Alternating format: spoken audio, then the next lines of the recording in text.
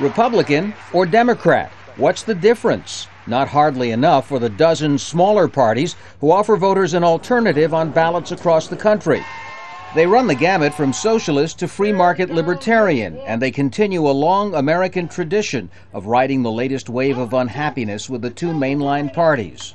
But independent candidates have never come close to winning the presidency. For one thing, the Democrats and Republicans try to make sure it's always a two-horse race.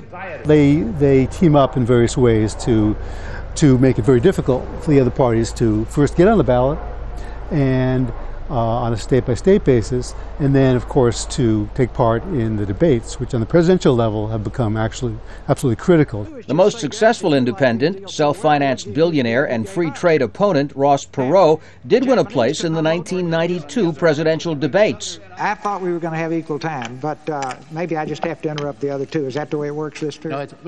But though Perot attracted 1/5 of the nationwide popular vote, he did not win a single state.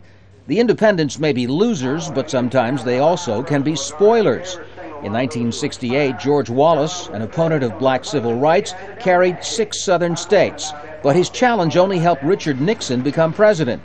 Then there's Ralph Nader, who's running for the 4th time as the foe of big business and government corruption.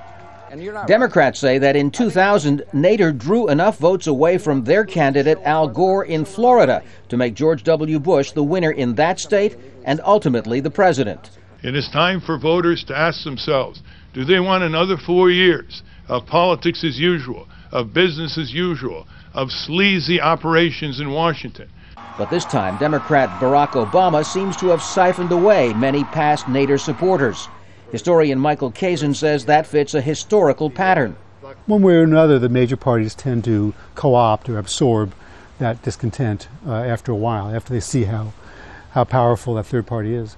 Or as another historian once described these parties, like bumblebees, they sting and then they die.